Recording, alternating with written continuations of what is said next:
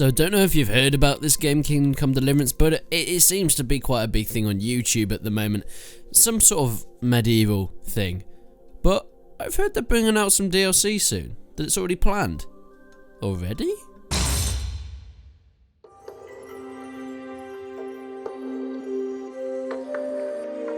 Well, as many of you will know, I am a massive fan of Kingdom Come Deliverance. Its great RPG world really immerses you in it, but I had some problems with the ending. But it's not all doom and gloom.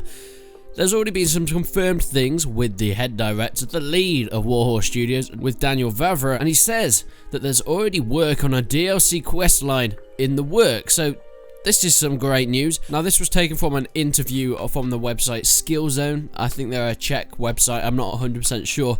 But this is some interesting news that they did an interview with Daniel Vavra. So I'm going to go into some of the things that they said.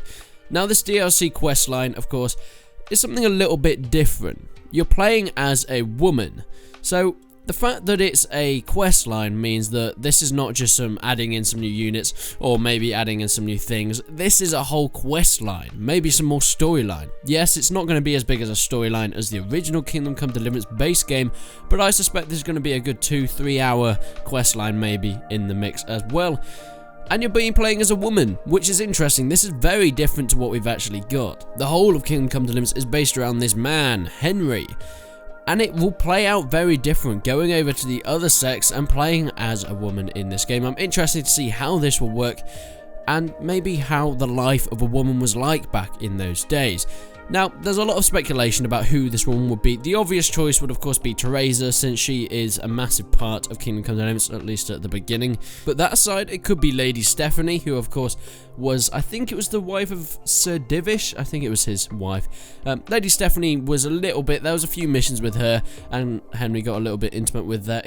Thinking about it, he was really a bit of a player at the beginning of that game. Especially if you go to all the bathhouses. So really at the moment I'm thinking Teresa or Lady Stephanie, but then again they could probably just add in a completely new character.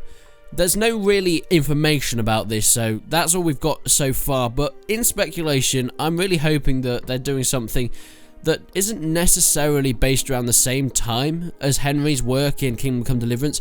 For example, Henry's going along this time, Sigismund, he's doing all these missions, and they could do something where Teresa is doing something at the same time. So let's say she's going off to do some missions while Henry's doing his whole storyline that we played in the base game. That would be nice, but I think my preferred way of doing this would be having, if it was Teresa or Lady Stephanie, knowing about their past, how Teresa really got there, how she met Henry. That would be an interesting thing to find out. And of course, what happened to her after the invasion.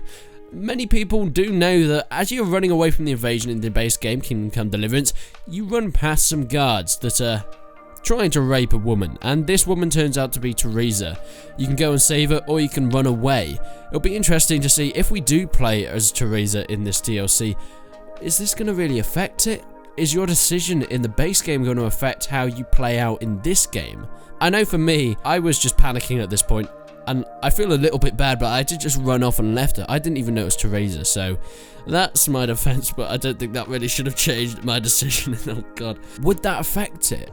If you're playing as Teresa in this other DLC questline and you see Henry running past and you're getting attacked by these Cumans, would your actions in the base game affect this DLC questline? I think that'll be a really cool thing if they manage to implement that in, but nonetheless, there's no confirmation if it will even be Teresa, let alone more of a past look on her life. If it was going to be more of Stephanie, it would be nice to know how she got set up with Sir Divish. We do know that they're not exactly the most intimate of couples. Divish is always away, and hence why she, gets off with Henry at some point.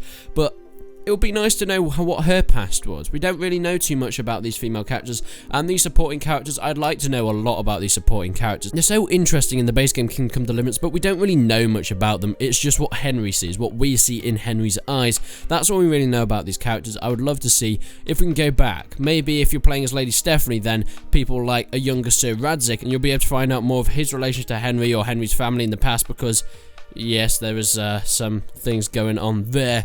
But yeah, what do you guys think of the DLC? What would you like the DLC? It is pretty much confirmed that DLC will be playing as a woman. Who do you think it's going to be, and what kind of storyline would you like in there? Because we do know it is going to be a storyline. Now, the final thing of this interview that I thought was quite interesting is modding.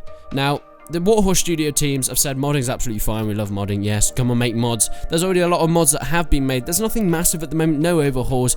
There's been some fixes here and there, some shaders, maybe some mechanics making them a little bit easier, like the lockpicking ones such. But of course, it's very early after the game was actually made, so we don't expect anything to be massive here. But Daniel Vavra says that they're trying to work on modding tools to release. This is going to make modding a lot easier.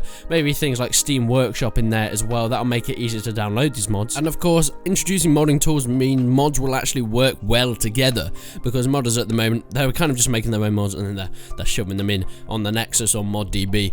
If you make modding tools, proper modding tools for Kingdom Come Deliverance, then they'll be able to work with each other. It'll be easy to find out what works with what and things like that. So mods will be able to be combined together to make maybe big mod packs, or maybe even just people can go pick and choose which mods they want. Maybe a graphics mod here, maybe a mechanics mod there, maybe even just a total reskin of things here and there. So that'll be nice to see. But there is a big but to this.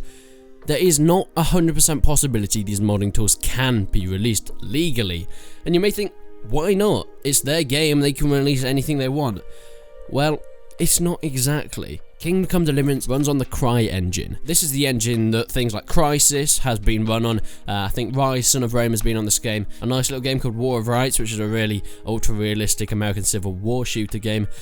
They've all been made on this engine, and it's a beautiful engine. Games made on this engine are known for their graphics. They're known for how gorgeous they look. Not necessarily, you know, optimization and things like that, but visuals are really a big thing on this engine. So they don't own the engine. They haven't made their engine from scratch like a lot of game developers do. They have bought the rights to use this engine, but they don't own it. And this is a little bit of an issue for modding, because they have already extremely modded the game engine. They've changed it a lot from its base Cry engine.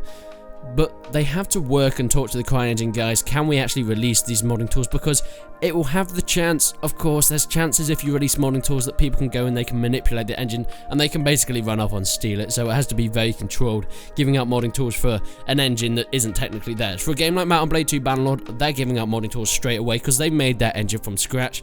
You know, they actually kind of restarted and made it over a few times. I think that's why it's bloody taken so long. But, you know, things, if you borrow an engine, if you buy the rights of an engine, it's not technically yours to own, so they have to be a little bit careful with that. But that's pretty much it for Kingdom Come Deliverance. I really want to know what your thoughts are of this DLC questline.